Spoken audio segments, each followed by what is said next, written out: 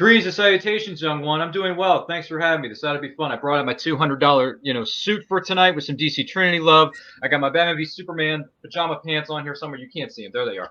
So, sorry, it's a bad angle. But anyway, yeah, no, this is great. It's gonna be fun. Nothing's gonna go wrong. Nothing.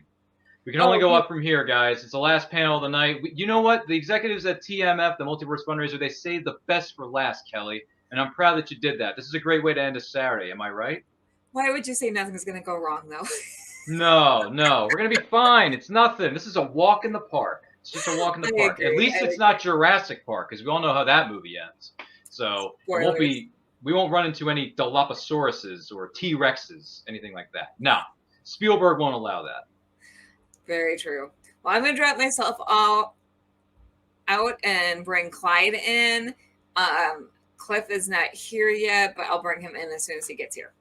It's probably still suiting up, I mean, I got my suit on, so suit up. Still suiting up. Who knows? All right, you guys have a fun panel. I will be watching in the wings, and just let me know what you need from me, and I'll be throwing up comments as they come in. Lovely. Thank you so much, Kelly. We do appreciate it. And by the way, you're so money, you don't even know it. Aw, thank you. No problem. Always here to drop a 90s reference in for good measure, I suppose. But yes, ladies and gentlemen, this is the Multiverse Fundraiser. We hope you've been enjoying this week's content. We hope everyone's enjoying all the great panels, all the great guests we've had thus far. So welcome to something known as B-List Boosters. Now, joining me, I have the gentleman scholar who's been around for, 600 years. He knows a thing or two because he's lived through a thing or two. Please welcome Clyde Hall. Clyde, how you doing tonight, my man? Hey, thank you. Thanks for having me. Did Kelly say she was throwing up? What did she say? No.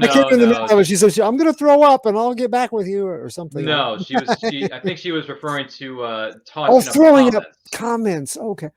Yeah. All right. She was talking about comments, not anything else. Let's not talk about the Corona Miley Cyrus that's still going around. No, we don't talk about that on this show. That's for BKM and his problem. Brian K. Morris, take another shot. We mentioned your name. You know what to do, buddy. That's right. Let's see. Throw it. Yeah, see, they just said putting up comments. That's all. They just put it on screen. It's right there across the screen. It's beautiful. Anyway, our other panelist has finally decided to suit up in his $5,000 suit. Show up for us. By the way, you're muted there, Cliff. Just so you know. Yeah, I'm going to stay muted a good bit because I'm still recovering from COVID, and I'm coughing a lot, and I don't want to of course. Never mind.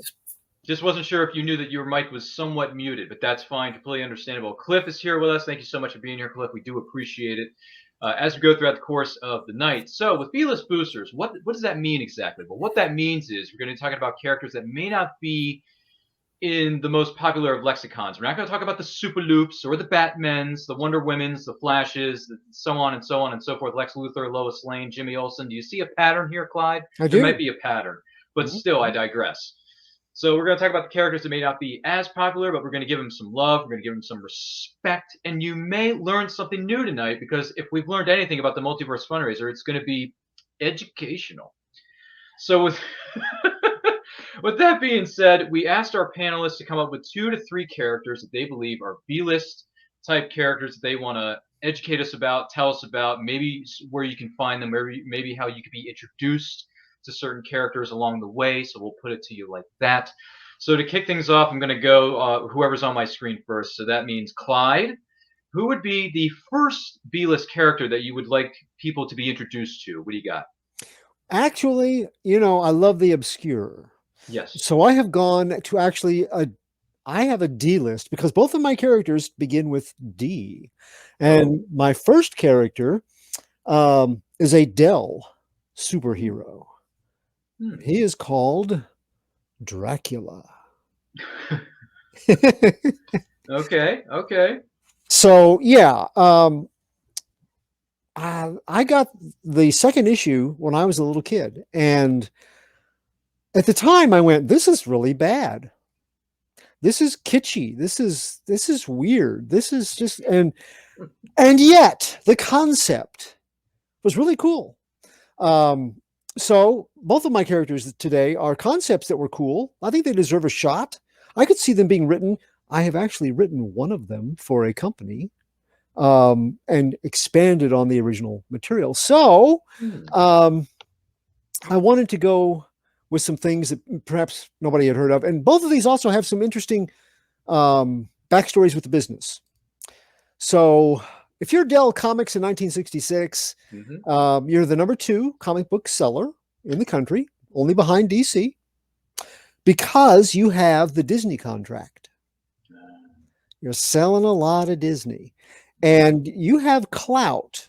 As far as the market, you have, the second biggest share. And because the House of Mouse is on your side, even back in 66, that meant something. We're going to explore just how much it meant here in a second. But it's 1966, and the nation is swept up in Batmania.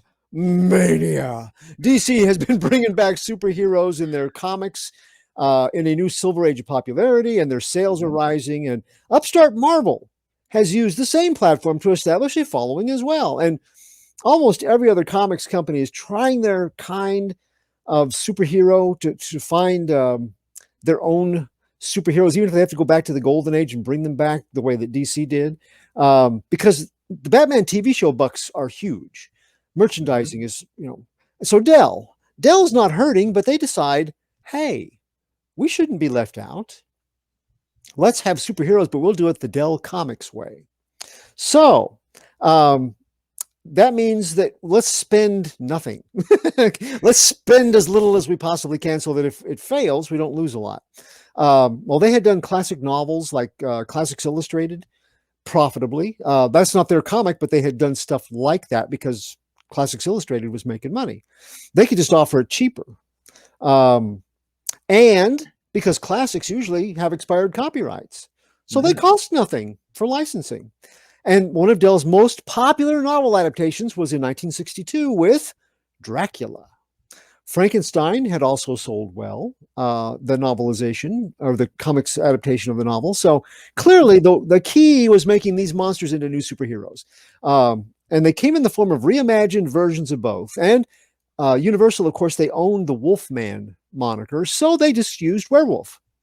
And they took that idea, that name, and they turned him into a super high-tech spy guy, just so that they could grab a few 007 bucks along the way. So Dracula seemed the surest bet as far as of those three, because he may not be Batman, but he's Bat-themed.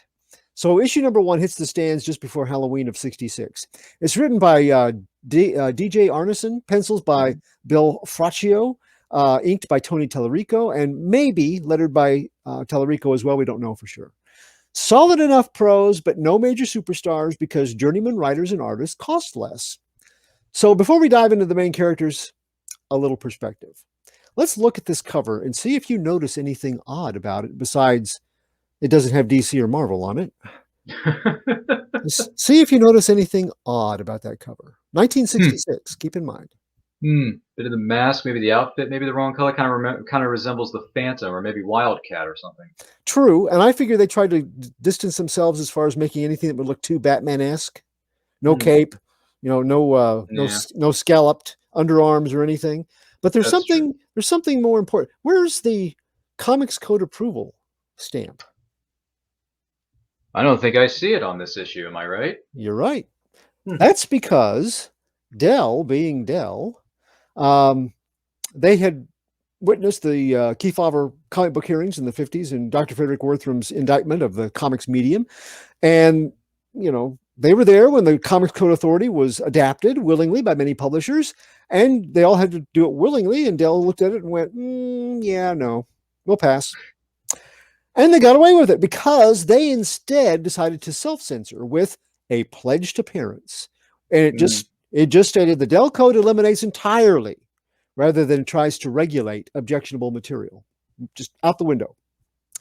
So while that sounds even worse maybe than a Comics Code, it actually worked in Dell's favor because their revenues remained high by taking kind of this high road, and they could, with this assurance, retain material that they felt was reasonable without abiding by the structured and often a very limiting Comics Code prohibition. They were very specific about what they would allow, and Dell didn't want to have to go by that. So, for example, the Authority would likely have had problems with an adaptation of the novel Dracula, and they certainly would have had with this superhero version, because their strictures specified, quote, scenes dealing with or instruments associated with Walking Dead, torture, vampires, vampirism, ghouls, cannibalism, and werewolfism are hereby prohibited. So Dell was not abiding by that.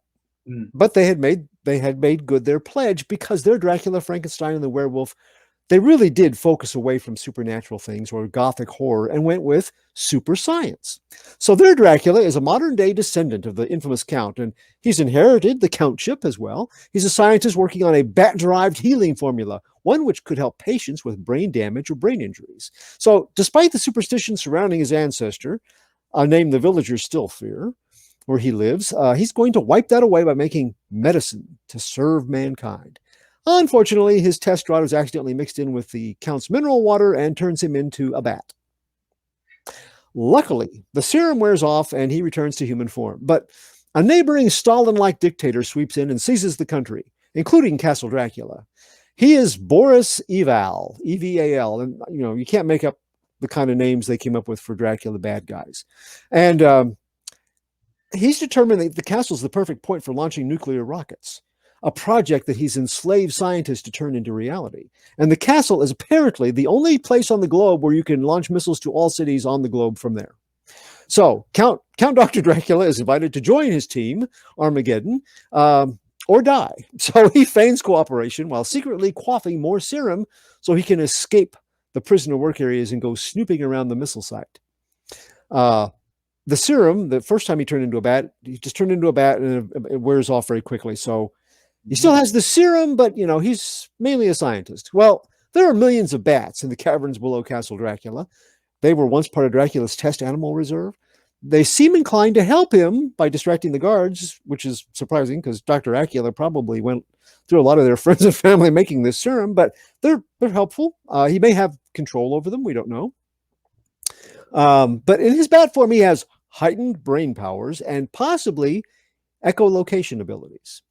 So Boris Eval panics when the combined weight of so many bats threatens to topple his precious and now armed missiles. Not wanting to be at ground zero should a warhead detonate, and figuring the UN is likely headed his way as his troops abandon him, Eval grabs a remote launch device and drives toward a safe spot from which he can launch his armada of nukes, because if he can't rule the world, let's just turn it into a big cinder.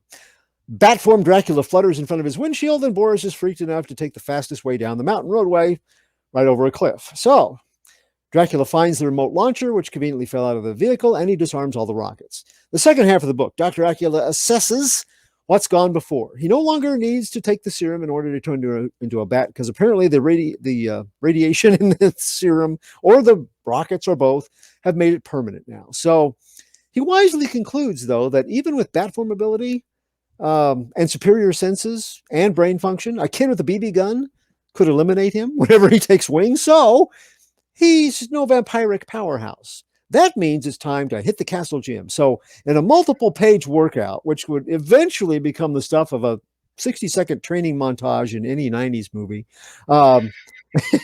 we just need a. I think I've seen a few of those too. Yeah, we just need a kicking rock score to really set it. The doc goes about putting on about 50 pounds of muscle, and he pays a tailor buku stacks of hush money to make him a tight spandex bat costume complete with hood, as you saw on the cover, and yes, to tell no one. Now, Dell may have skirted the comics code, but reading this section as a grown-up, you have some questions. Okay, I'm just saying, and they may not be questions you really want the answers to, but adult me figures that the hush money didn't work because on returning from his trip to the tailor's, Dracula finds his ancestral home afire thanks to the crowd of townspeople with torches who have decided their neighborhood would be better off without weightlifting scientists and their indoor gyms and a cave infested with enough bats to topple nukes and whatever plans this Count has for his skin-tight bat suits. And the rumors of his ancestors' evil nature, never specified, is their cover reasoning, but we are not fooled. I think they just don't want him around.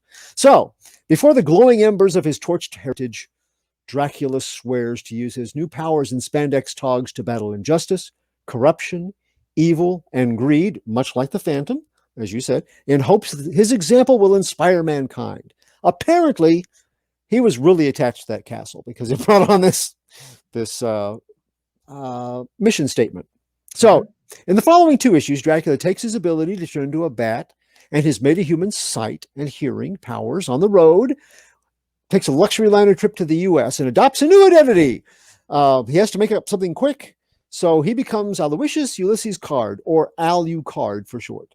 In America, he becomes acquainted with Society column regular and heiress about town B.B. Beeb.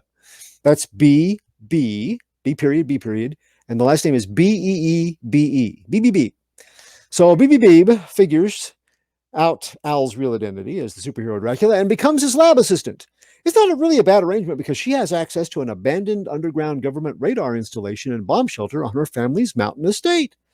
And she allows Dracula its use as his secret hideout and lab. All she asks for in return is to drink the same serum he did and gain similar powers. Actually, in true BB form, she doesn't ask. She just rifles through the lab vials until she finds it and toasts him with it before he can stop her. So the final panel of their final adventure in their third superhero Dracula issue, she officially becomes his crime-fighting partner, Fleeta, derived from the German word for bat, Fledermaus. So why this character deserves a second chance? Monster superheroes are a cool concept. This Dracula is the forerunner of more supernatural versions like Blade or Ghost Rider. He's even more of a beta test for things like Man-Bat and Morbius the Living Vampire without the horror elements. But none of his powers, they're not really that formidable. But it wouldn't take very much to make them so. Like, what if the healing serum accelerated his healing? What if echolocation with sonics could be turned into a sonic weapon? When I wrote a story using both characters, that's something that they had found that they could do with practice. 2 slight tweaks and a character with mostly transportation and shape-shifting powers gains greater offensive and defensive capabilities.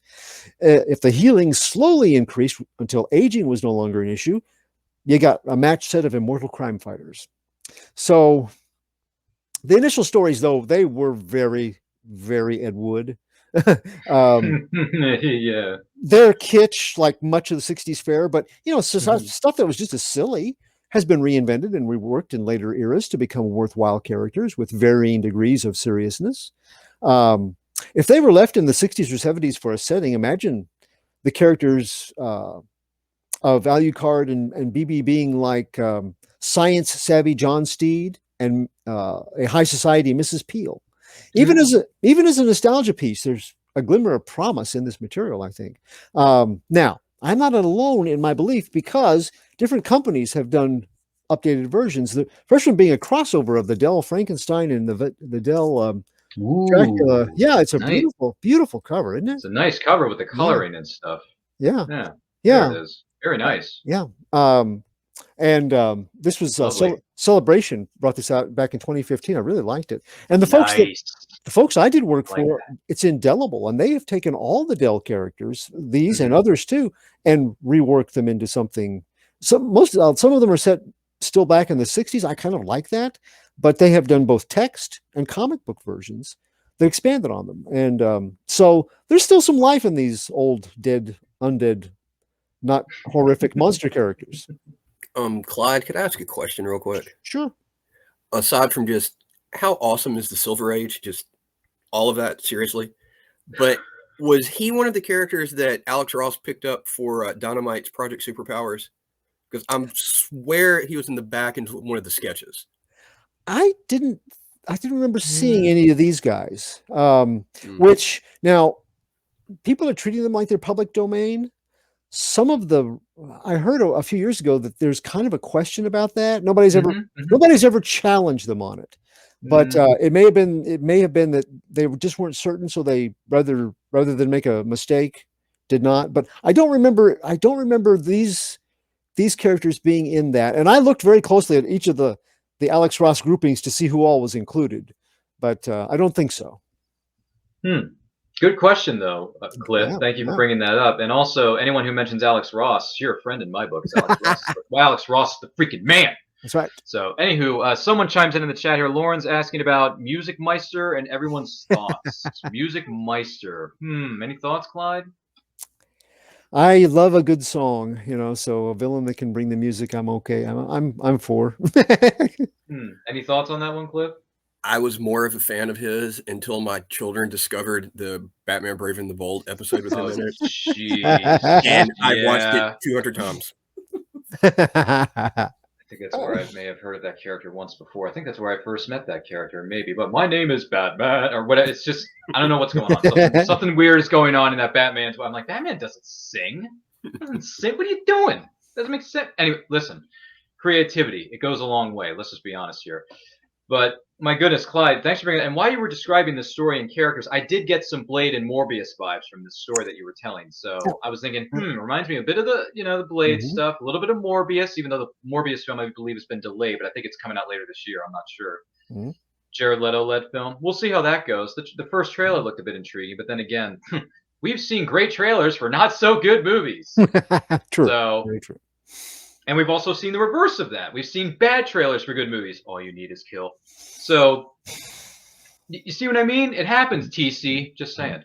But anywho, enough about movies. We're not here to talk about me and my knowledge of IMDb/movies because I store that stuff in my noggin. Cliff, what would be your first B-list booster character that you would like to introduce us to? The floor is yours, young Cliff. I think I'm going to stick with the Silver Age for a minute myself. And technically, I don't know if this is a B-list character. I'm feeling more of like a Z-list. Oh, gosh. And that is the Phantom Stranger.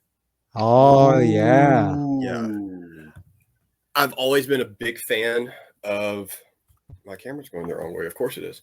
The Phantom Stranger, because he's so very mysterious. Yeah, I can see that.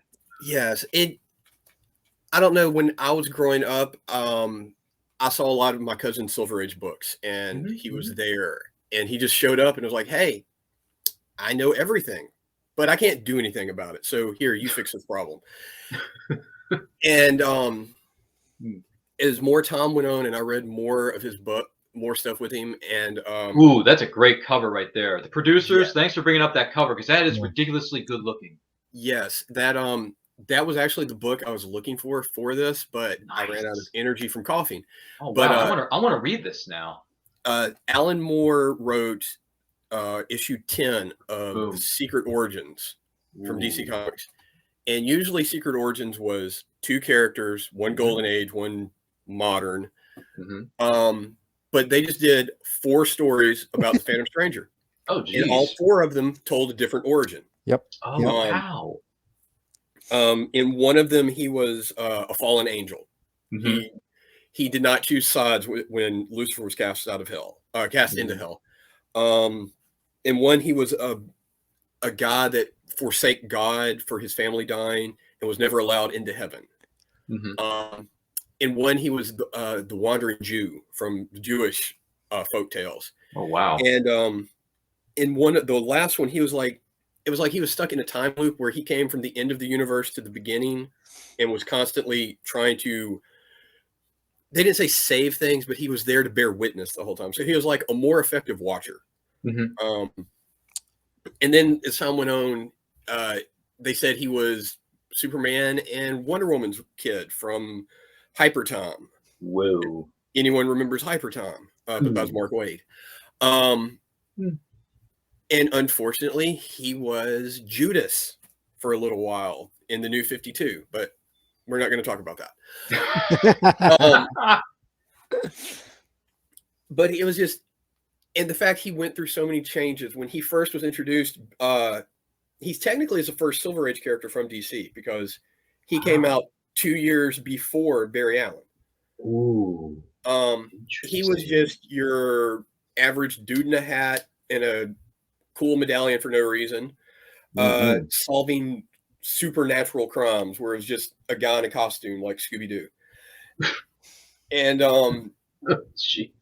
then all of a sudden they changed their mind and he had powers and he was a mystic. And as time went on, he just became, I can't think of a good analogy off the top of my head with my COVID brain, but he was like the go-to guy in the DC universe. He knew everything. He would show up and be like, y'all aren't paying attention to what's going on. Superman, go fix it. And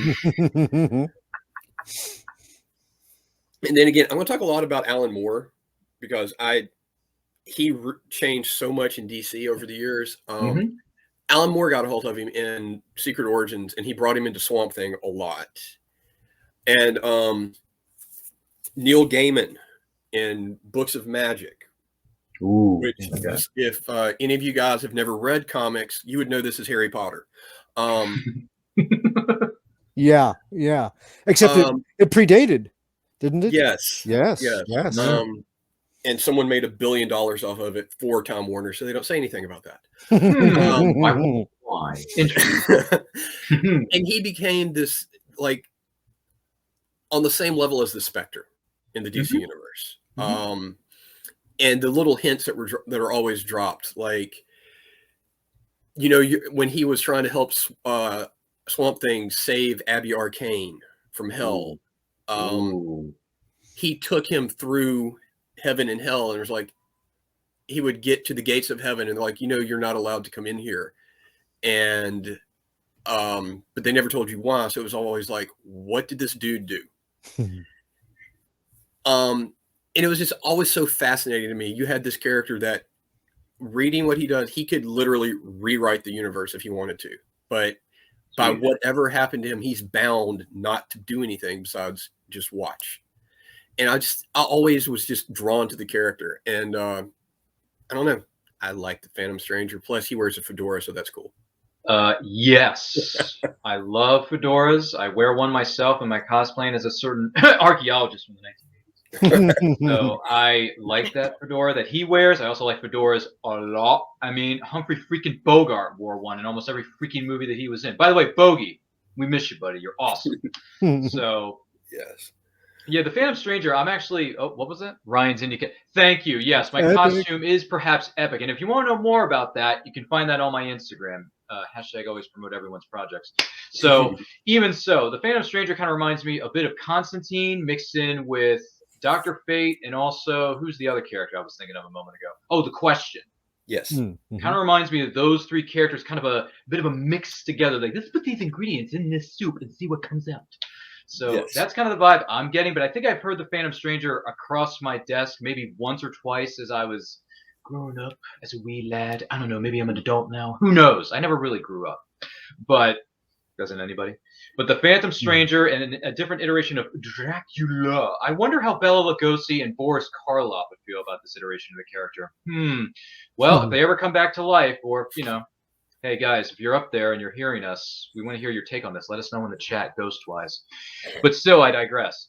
So, great way to kick things off, gentlemen. I got to be honest. I got to go back and read some of these books because I am intrigued beyond belief. But hey, we're just at the tip of the iceberg for those of you who are watching us. And make sure you're sharing this video with all 600 of your closest friends. They're going to like the way they look after watching the Multiverse Fundraiser this weekend. I guarantee it. So with that being said, I'm going to turn things back over to Mr. Clyde Hall. Clyde, who would be your second B-list booster character that you would like to introduce us to? Who you got? Okay, so I was born the same year that Spider-Man premiered. That's a long time. That is, and it's easy. That's a long time ago. It's easy to remember, but it's all good. You know, so that's good. It's bad though because when the great Marvel Age of Comics was going and all these great issues #1s were coming out, I was busy with things like nap time and having Gerber food, and so I missed out. Now my cousin was a little older, so he's going, look, I have Iron Man #1. And I have Fantastic Four #1. I got Spider-Man #1. And he would let me borrow them, bless his heart, but they weren't mine and I had to return them. And here I am in the age of, like, you know, Iron Man #50 and Captain Marvel #1 came out with a green and white outfit. He's the spaceborne superhero. Well, this looks really good. Oh, they canceled it. So, you know, there's not going to be an issue 50 of that. Okay. And then 1974, word comes down that a new comic book company is forming. I have the chance to get in on those #1 issues because they're drawing in talent from everywhere. And it is a comic book company that has come to be known as Atlas Seaboard. Well, the whole story behind Atlas Seaboard is one of revenge. Because basically you've got Martin Goodman running Marvel Comics. Stan Lee was a kid. He gave Stan Lee his job. He and Stan weathered the Wortham hearings and the Kefauver hearings and the Wortham indictments against comic books, and they managed to keep their company afloat by just copying everybody that had something that sold. And when Martin Goodman decided to retire in 1969, Stan Lee had a really good hand on the company. He had his hand on the tiller. They were making money, so it was agreed, at least verbally, that Stan would take over for 5 years until Martin's son Chip got a little older, had a little more experience, and then he would take his father's seat as the head of the company, and Stan would go back to being an editor. Except after 5 years, the people that were their shareholders and the people that were seeing the money that they made, they finally started outselling DC in 1972. So they were quite happy with the way things were going, understand, and they didn't want Chip in charge. So they said, yeah, no, we don't need a Chip. Thanks a lot. Well, Martin and Chip and the entire family, the Goodman family, they were incensed. So they were like, fine, we will do something that out-Marvels Marvel. Mm-hmm. We will make a company that out-Liebers Lee. We are going to run them out of business. And they started off, they offered rates for their talent 4 to 5 times higher than any other company. Mm-hmm. Oh yeah, they got some talent coming in to work for them. So they decided to launch big. They put out in the early part of 1975, they came out with Barbarians featuring Ironjaw, Blazing Battle Tales featuring Sergeant Hawk, The Brute, The Cougar, Demon Hunter, The Destructor, Fright, The Grim Ghost, Hands of the Dragon, Ironjaw, Morlock 2001, Phoenix, Planet of Vampires, Police Action, Savage Combat, Tales of Evil, The Scorpion, Target, The Manstalker, Tiger Man, Vicky, Weird Suspense, Western Action, Wolf the Barbarian. And then they had magazines too of Delvinia, Gothic Romances, Movie Monsters, Thrilling Adventure Stories, and Weird Tales of the Macabre. So it was my turn. I was going to get number 1 issues I got number 1 issues of a bunch of these because I knew they would just go up in value. Well, it didn't turn out that way.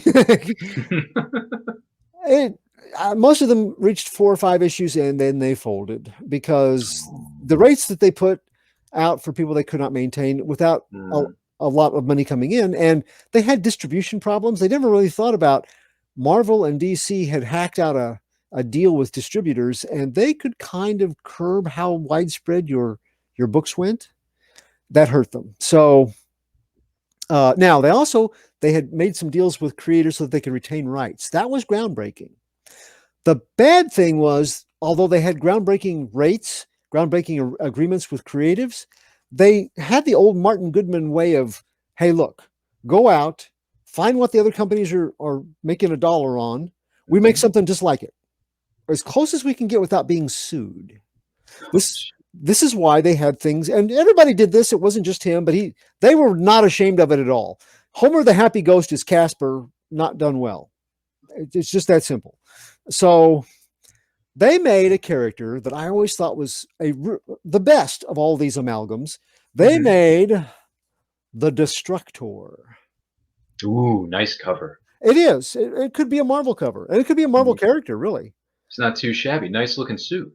And a nice suit. I really like the logo that they have created here. Even the Born of Fury, sworn up to vengeance. He is the Destructor. It was great. And it's a cool looking cover. I like that. And they had, on the title, they had Archie Goodwin writing. Oh, yes. They had Steve Ditko doing art. Ooh, I've heard that name before. Wallace Wood was doing the inks for him. It was quality stuff. As far as the concept, it was very much a Spider-Man Daredevil hash. You had a guy named Jay Hunter. He was doing gopher work for a mob boss. Mhm. He had ambition to become part of organized crime, to get in the outfit and maybe be a made man sometime. I mean, he was just a kid, but he had ambition. Right. But he happened to see Max Raven, the local crime boss he's working for, take care of a problem client permanently. Well, he's too young to be trusted with being a witness to that kind of thing. So they put out the quiet word, send over some guys, and we'll accept his resignation in lead. So Jay Hunter goes home. He's followed by these guys. Well, home is a loft in Newark, Oh, where okay. where his dad is a scientist, and Dr. Hunter has been working for many years Mhm. on this wonder serum that would enhance everybody's people that took it. It would enhance their ability to taste and see and hear. All their senses would be elevated, so that if you had a blind person that took it, it didn't matter that they were blind anymore, because all the other senses made up for it. Mhm. That was what he'd been working on. And he also knew that there would be some other side effects that would be very positive.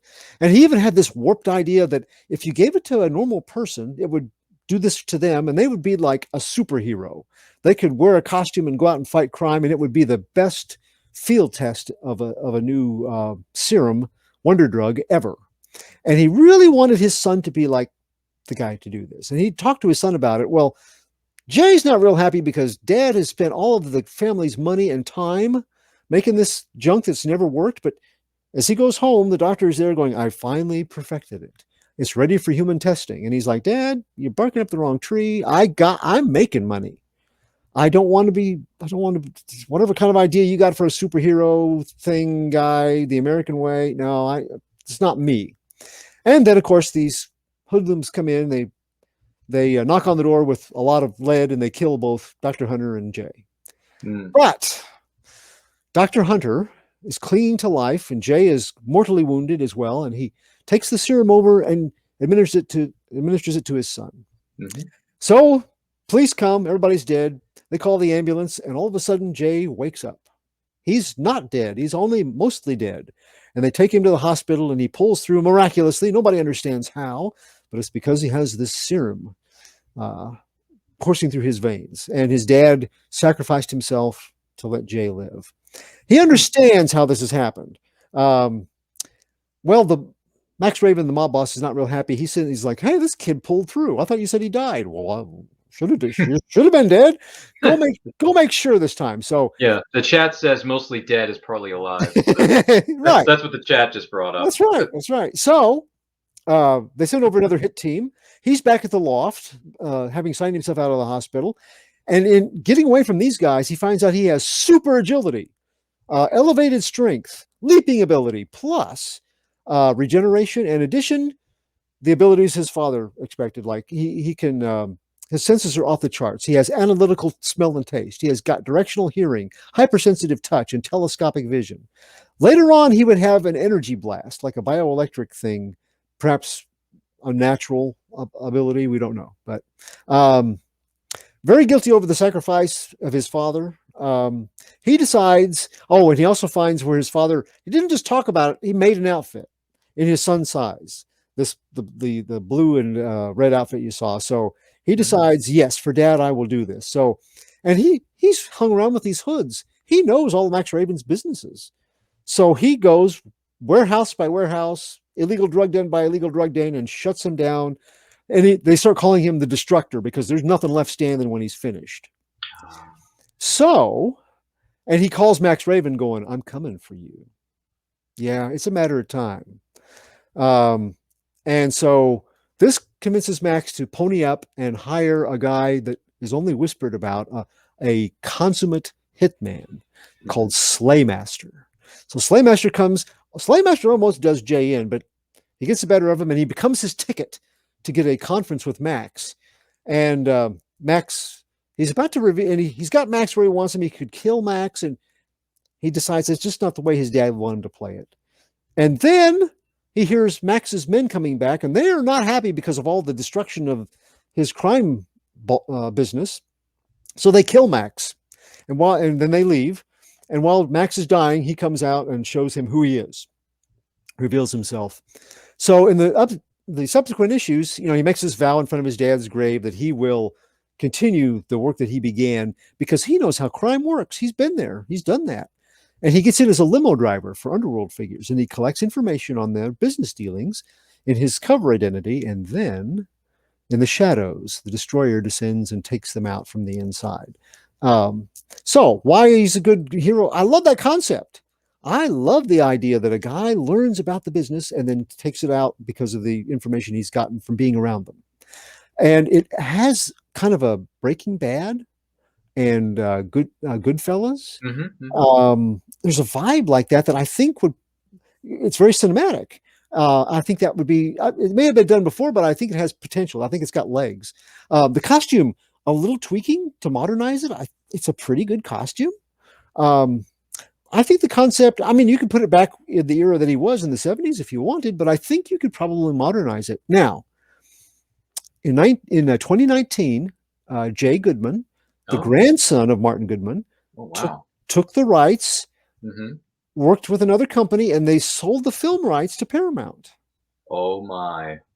So we may still see the Destructor and some of the other Atlas Seaborn characters in the future. And all my comics will finally be worth something.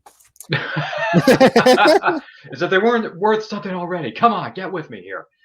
No, that is awesome sauce. I actually got a little bit of Road to Perdition type vibes from that story. Yes, With the Tom Hanks film. Absolutely. That came out back, I believe it was in the 2000s. It was one of Daniel Craig's first films, actually. His power package is very good. In fact, the year before they introduced this new guy that had analytical smell and enhanced senses, and he regenerated, called Wolverine. Now they didn't base this guy on, but this has legs. This would work. Good point. You mentioned Wolverine. I'm like, wait a minute, Wolverine. I know that guy. He ain't no B-list character. He's like an A+++, made famous by Hugh Jackman. Let's be honest.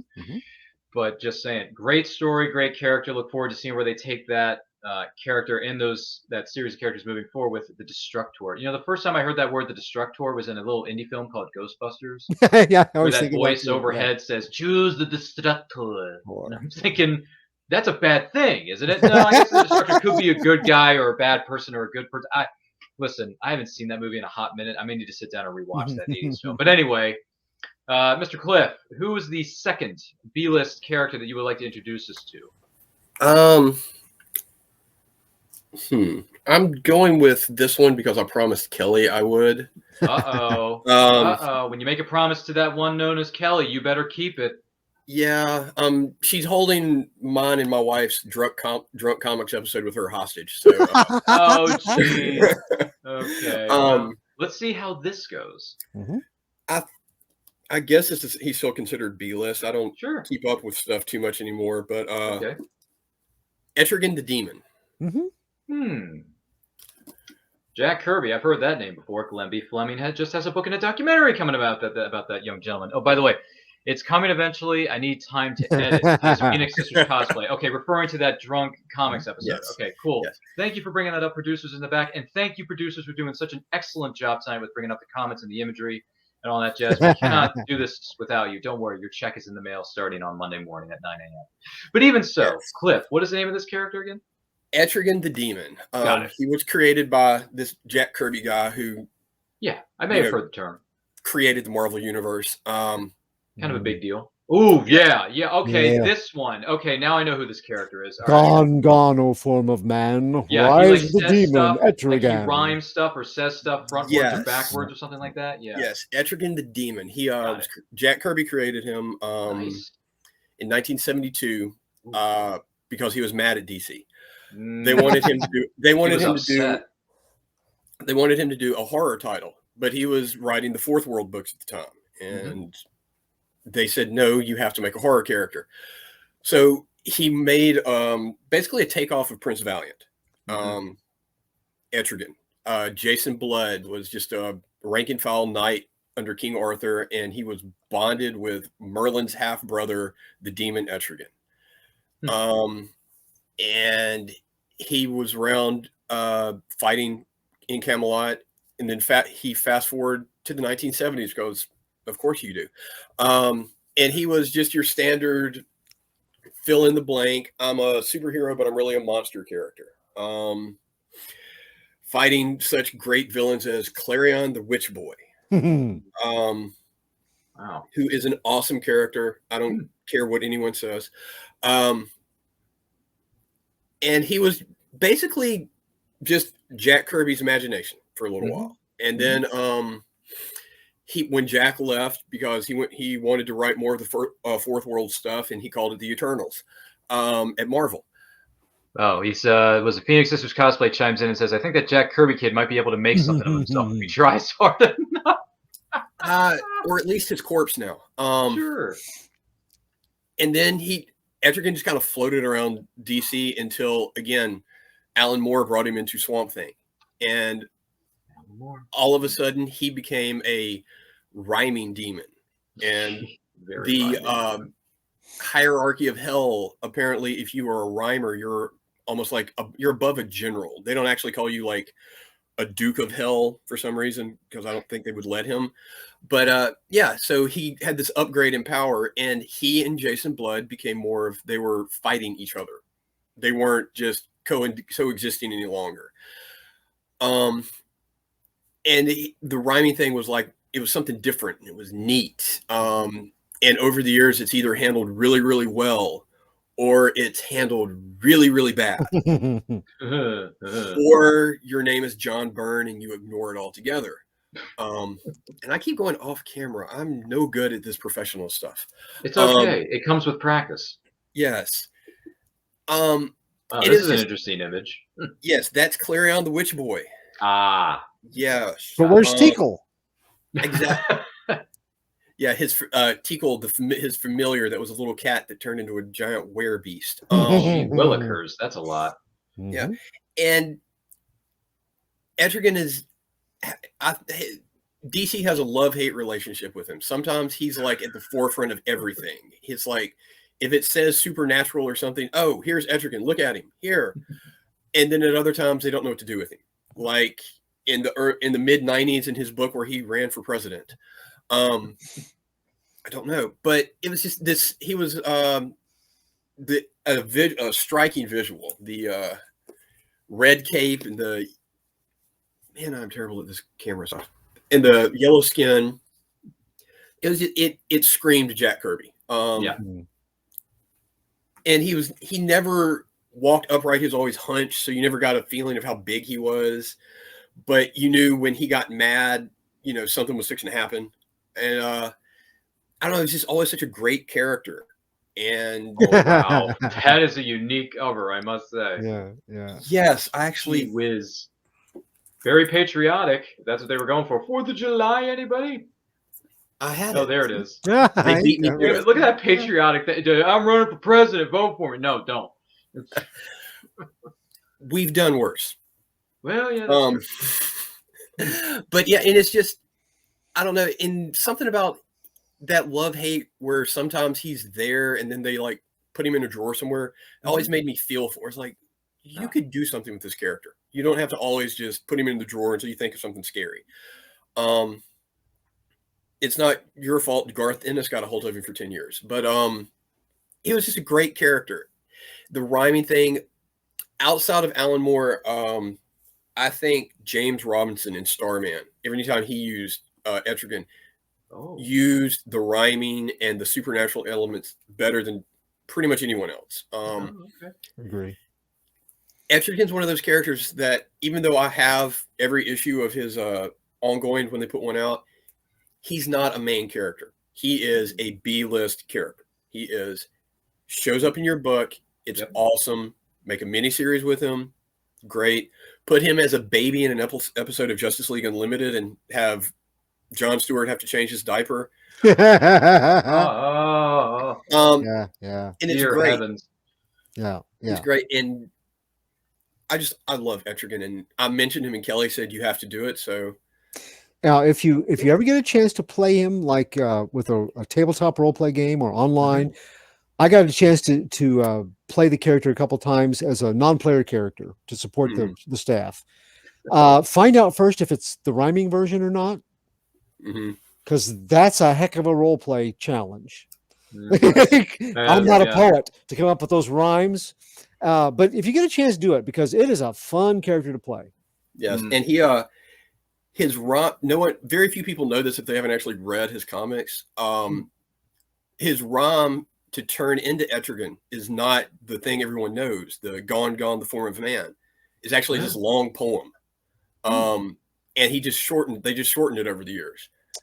Huh. And he technically, to change back into Jason Blood, he has to say another poem.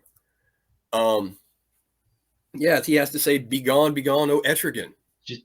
It's a bit strange for me. By the way, a comment popped up on the screen a moment ago. Phoenix Sisters Cosplay says, "Thank you, Cliff, for mentioning Etrigan the Demon." So you fulfilled your obligation. I'm sure you're going to get another check in the mail starting next week, 9 a.m. EST.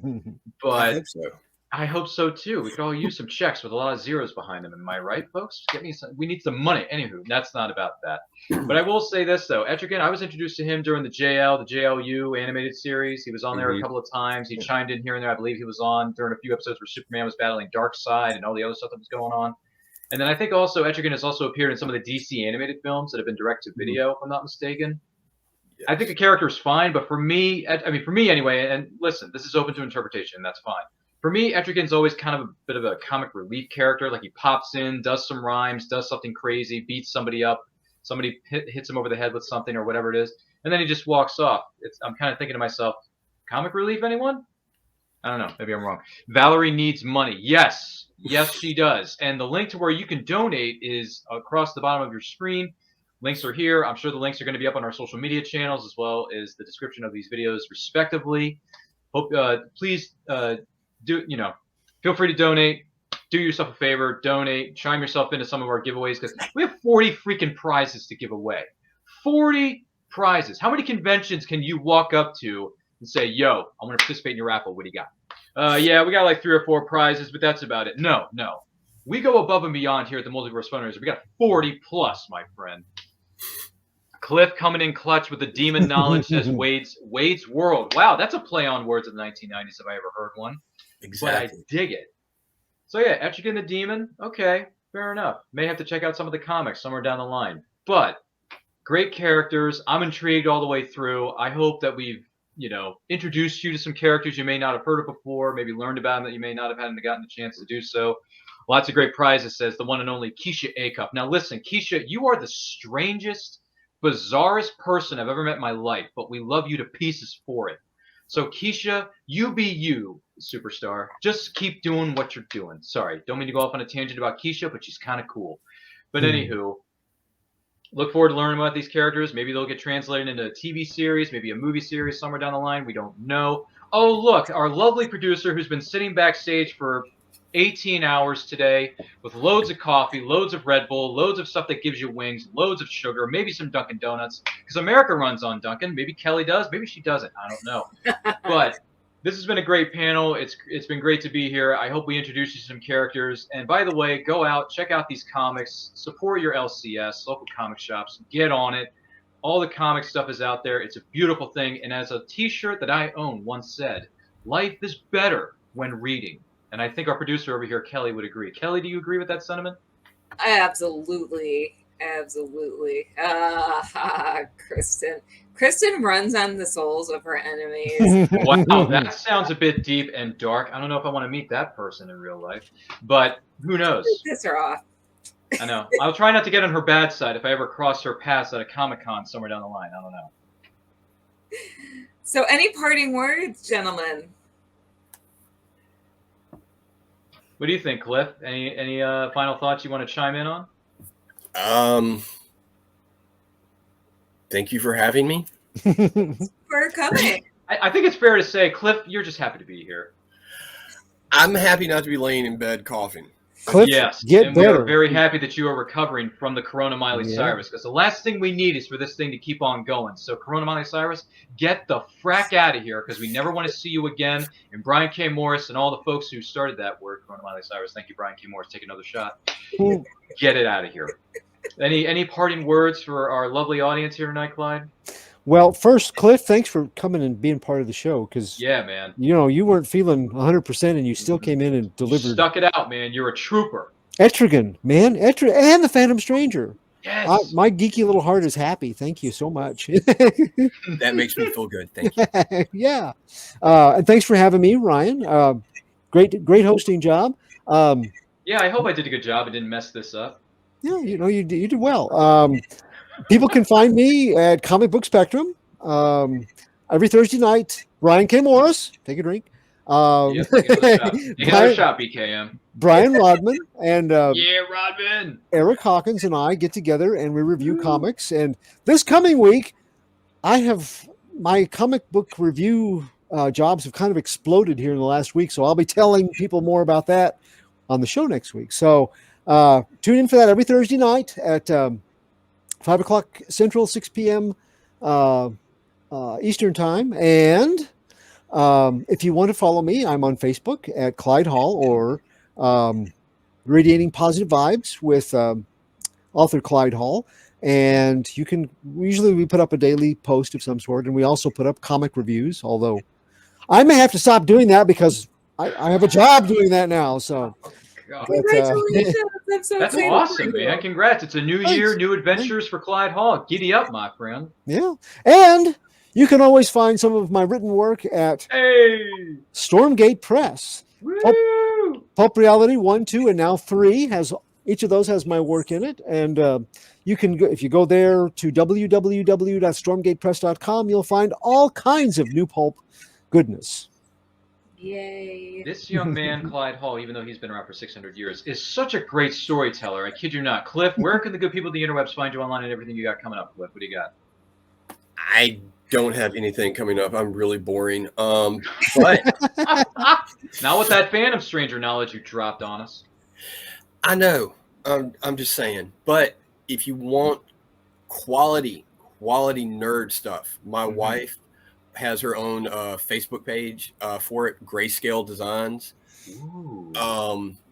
where she makes vinyl shirts like my awesome The Shade shirt I have on, custom furniture, t-shirts, bottle caps, you name it, she'll make it.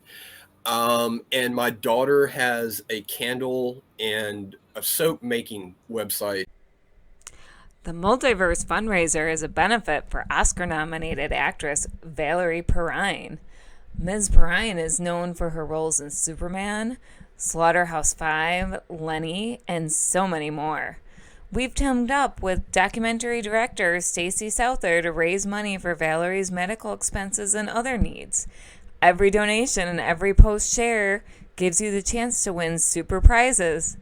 Go to the website listed for details.